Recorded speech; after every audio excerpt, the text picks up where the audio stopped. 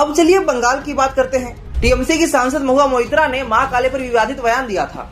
200 से ज्यादा एफआईआर दर्ज हुई है उन पर फिर भी कोई गिरफ्तारी नहीं। न कोई ज्ञानी घोष ने भगवान शिव पर आपत्तिजनक टिप्पणी की, लेकिन एक बार फिर कोई कार्रवाई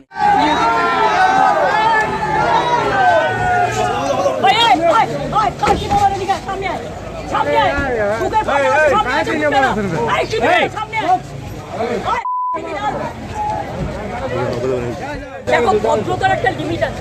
আমি আমার গাড়ি রাস্তা দিয়ে যাচ্ছি, সাহস কত বড় বিজেপির ফ্যাক্টরি মেরে আমাকে গালাগালি দিচ্ছে দাঁড়িয়ে। তোমরা কি ভাবো এদের আমরা যত্ন করে রেখে দিচ্ছি বাইরের আউটসাইড? কিন্তু যারা দুর্ভাগ্য নিয়ে জন্মেছে, যারা ইসলাম নিয়ে জন্মায়নি, তাদের দাওয়াতে ইসলাম অর্থাৎ ইসলামের দাওয়াত দিয়ে তাদের মধ্যে নিয়ত ঈমান নিয়ে আসলে এটা আল্লাহ তাআলাকে খুশি করা হবে। বাহ বিআরএ সাহেব, বাহ ভালোই বলেছেন। কোন হাদিস কোরআনে আছে আপনি একটু দেখাবেন কি যে অন্য ধর্মের পরে অত্যাচার অনাচার করে ইসলাম ধর্ম গ্রহণ করতে হবে? একটু জানা থাকলে একটু দেখাবেন। প্রশ্ন করে গেলাম আমি একজন সনাতনী হয়ে, এটা নবীজি বলে নেই। নবীজি বলেছে যে নিজের ধর্ম চেয়ে অন্য ধর্মকে সম্মান করো। ভুলে গেছেন? চলেন শুরু করি।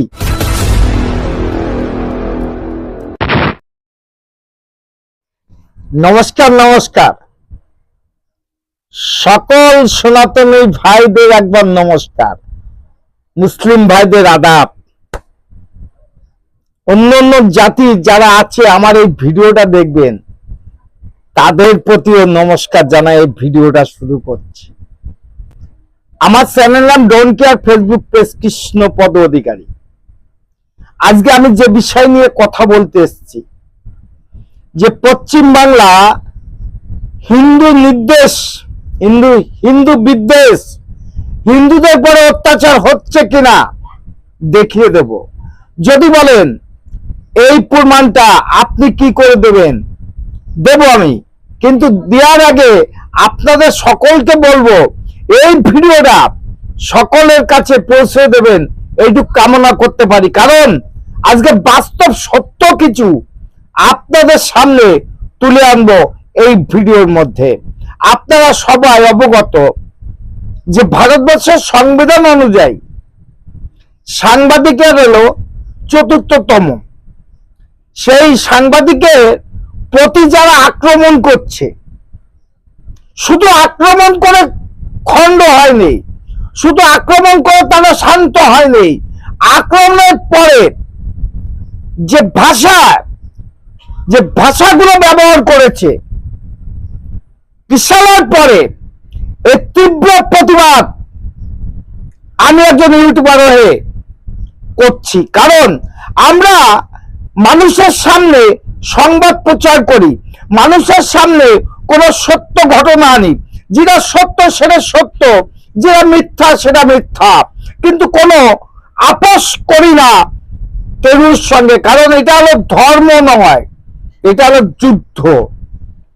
যদি বলেন কি যুদ্ধ? সত্যের যুদ্ধ, সত্যের জয় হবে। এই যুদ্ধটা আমরা যারা ইউটিউবাররা আছি এবং সাংবাদিকরা আছে, কেন আপনাদের এত বড় রাগ জানি। কারণ কিশলায় খুঁটে খুঁটে সমস্ত জবাবের উত্তর দেয় বলে আপনাদের প্রতি এবং কিশলার প্রতি এই যে কাণ্ডটা ঘটালো, এর জন্য দায়কে ভারতবর্ষের মানুষের কাছে, পৃথিবীর সনাতন ধর্মের কাছে দিয়ে যাব এই ভিডিওর পরিচয়। চলেন কিশলার পরে যে আক্রমণ, যে আক্রোশ হলো, এর মূল কারণ কি। পার্ক সার্কাস স্টেশনে কাছে ব্লেড মেরে দিয়ে চলে গেছে। হঠাৎ আমি যদি মরে যাই, তাই জন্য এই ভিডিওটা করছি। স্টেশনের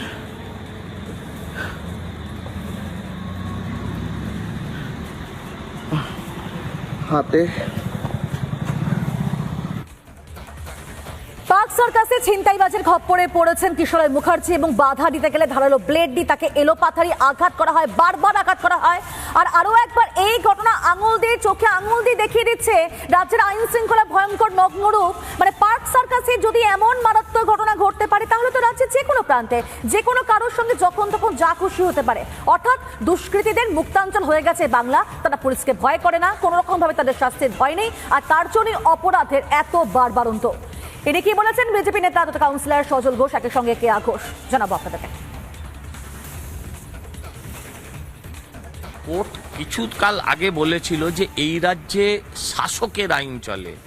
আমি বলছি এখন আর শাসকের হাতেও আইন নেই, এখন আইন কমপ্লিটলি সমাজ বিরোধীদের হাতে। এই যতটুকু ভিডিও দেখলেন, এখানে আমার কোনো অভিযোগ নেই, কিন্তু অভিযোগ এক জায়গায় আছে, দেখাবো এই ভিডিওর মধ্যে। সেই অভিযোগটা কি সকলের কাছে বলবো, সেই অভিযোগটা কি এবং দেখাবো সেই অভিযোগটা কি। কারণ পশ্চিমবাংলায় কর্ম নেই, পশ্চিমবাংলায় কাজ নেই, পশ্চিমবাংলায় ছিনতাই ডাকাতি রাজধানী এগুলো তো চলবে, সে যে কোনো ধর্মের লোক করুক না কেন, তাতেও আমার কোনো আপত্তি নেই। আপত্তি এই জায়গায়, চলেন এই কিশোরায় যে কথাটা বললো, আপত্তি এখানে জানাচ্ছি, চলেন দেখি আপত্তির জায়গাটা কোথায়। অফিস থেকে একটা বন্ধুর বাড়ি হয়ে বাড়ি ফিরছিলাম, তপসিয়ার কাছাকাছি, তপসিয়া ক্রস করে যখন ফিরছি তখন একজন আমাকে বাইকটা দাঁড় করাতে, মানে লিফট চায়, আমি দাঁড় করাতে বলে তার ভাইয়ের অ্যাক্সিডেন্ট হয়েছে, একটু আমাকে হেল্প করতে, সে যেতে পারছে না, কোনো গাড়ি পাচ্ছে না। আমি তাকে বাইকে তুলি, একটা লেভেল ক্রসিং এর কাছাকাছি জায়গায় নিয়ে গিয়ে সে বলে এখানে ভাইটা পড়ে আছে, একটু নেমে হেল্প করতে। আমি নামতেই দেখি ওখানে অলরেডি 3-4 জন ছিল। তো তারা প্রথমে আমার থেকে বলে যা টাকা পয়সা আছে দে। আমি ভাবলাম ছিনতাইবাজ, তো টাকা পয়সা দিলাম, আমি ভাবলাম চলে যাবে। টাকা পয়সা দেওয়ার সাথে সাথে মাথার পিছনে একটা রড দিয়ে বা কিছু দিয়ে, আমি জানি না ঠিক, খুব জোরে মারলো। তো আমি একটুখানি ডিসওরিয়েন্টেড হয়ে যাওয়ার সাথে সাথে দেখলাম বাকিরা ছোট ছোট চাকু, রড, এইসব চাকু, ব্লেড, মানে ছোট ওয়েপন্স দিয়ে বিভিন্ন জায়গায় স্ল্যাশ করছিল শরীরের। আর হিন্দু কুত্তা, আমার মা বাবা তুলে গালি, এগুলো তাদের বলছিল যখন মারছিল। এবার তো আপনারা বুঝে নিলেন যে আমার আপত্তিটা কোথায়। ছিনতাইকারীরা ছিনতাই করবে সেটা ঠিক আছে, কাজ নেই কর্ম নেই, করতেই পারে, কিন্তু আমার আপত্তির জায়গাটা এটা যে হিন্দু কুত্তা এবং মা বাবা তুলে গালাগালি এ কারা করলো, পুলিশ কি কিছু তদন্ত আনতে পেরেছে কিনা জানি না। কিন্তু আমরা হিন্দু কুত্তা হয়ে এই পশ্চিমবাংলায় বেশি দিন বাঁচবো না এবং বেশি দিন বাঁচতেও পারবো না, এটাও ঠিক। কিন্তু কুত্তা থেকে সিংহ হতে হবে সব সনাতনীরা এক হন, তা না হলে এই হিন্দু কুত্তা এই গালাগালিগুলো আপনাদের শোনা লাগবে।